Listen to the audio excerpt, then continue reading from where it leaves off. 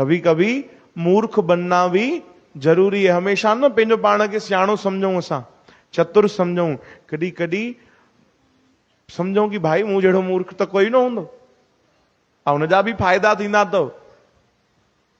चओ राम, हरे राम। हिकिड़ो नंढो बालक रोज वेंदो पंहिंजे स्कूल, त राजा जो दरबार हूंदो, राजा उनखे रोज ॾिसंदो। हिकिड़ी सॾ कयईंसि, चईंसि भाई तूं असांजे पंडित जीअ जो पुटु आहे? चईं जी राजा। चई पंडित जी त ॾाढा ज्ञानी आहिनि, तूं बि ॾाढो ज्ञानी हूंदे? चई न न, मां त नंढो ॿार आहियां। पर बालक बि ॾाढो जानकार हुयो। राजा कुझु ॼणनि सां गॾु वेठो, बालक खे ॾिठो त ॿ सिक्का ॾेखारियईंसि, हिकिड़ो सोने जो हिकिड़ो चांदीअ जो।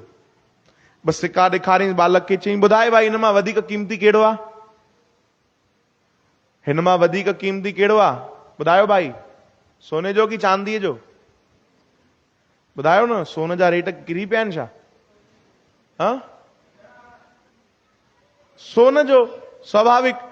पर ॿार बि वॾो सारो हुयो, 15 साले जो हूंदो, 14-15 साले जो। हुन चई महाराज चांदीअ जो सिक्को वधीक क़ीमती आहे।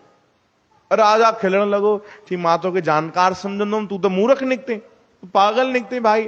अलाए कीअं तो पढ़ाई करे, अलाए तोखे छा पढ़ाईंदा हूंदा टीचर। खिलण लॻो राजा। जेके ॿिया बि कुझु ॼणा वेठा हुया, मंत्री आदि, उहे बि खिलण लॻा। चई अच्छा चांदी जो सिक्को क़ीमती आहे? हा हा राजा, चांदी जो ई क़ीमती आहे। राजा ॾिनो, चईंसि खणी वञ भाई घर, क़ीमती आहे त खणी वञ। वरी ॿियो ॾींहुं थियो, वरी उहो बालक गुज़रे, वरी राजा सॾु कयो, चईंसि ॿुधाए, अॼु ॿुधाए भाई कहिड़ो क़ीमती आहे? चईं राजा चांदी जो ई क़ीमती आहे। वरी राजा ॾिनो खिली खिली करे।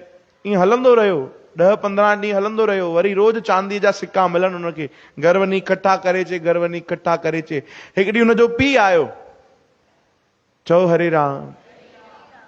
राजा ॾिठो, चईं ब्राह्मण देवता, पंडित जी, मां त सम्झो कि तव्हां हेॾा ज्ञानी आहियो, तव्हांजो पुट बि थोरो दिमाग़ वारो हूंदो, हो त मूर्ख निकितो। चईं राजा मूर्ख छो था चओ? चईं हा, हुनखां रोज पुछंदो आहियां भाई सोने जो क़ीमती आहे कि चांदी जो सिक्को? हो चांदी चांदी चई, चांदी तो खणंदो वञे, हुनखे त अकुल ई कोन्हे। पंडित जी बि ॻाल्हि सुठी न लॻी। चईं अरे मुंहिंजो ॿार एॾो मूर्ख। वापसि आयो घर। चईं छो पुट, तोखे ख़बर न आहे कि चांदीअ खां महांगो सोन थींदो आहे? एतिरो अकुल कोन्हे, मूर्ख छो थो बणिजे? एॾो मूर्ख आहे तूं? बालक खिलण लॻो, चईं न पिताजी, मूर्ख मां न, मूर्ख तो राजा आहे। मतलब? चईं तव्हां हिकिड़ी ॻाल्हि ॿुधायो, मां रोज हुन वटि वेंदुमि, रोज मूंखां पुछंदो, रोज मां चवंदुमि चांदी क़ीमती आहे त खिली खिली करे मूंखे चांदी ॾींदो। हिकु ॾींहुं बि अगरि ग़लतीअ सां चई छॾां कि सोन क़ीमती आहे, पोइ ॾियां? ॿुधायो, पोइ सोन ॾियां? न ॾियां। तंहिंखां त भैया जेको मिले थो हाली त खणंदो वञ। चओ जय श्री कृष्ण। जेको मिले थो हाली त खणंदो वञ। हाणे ॿुधायो मूर्ख केरु थियो भाई ऐं सियाणो केरु थियो?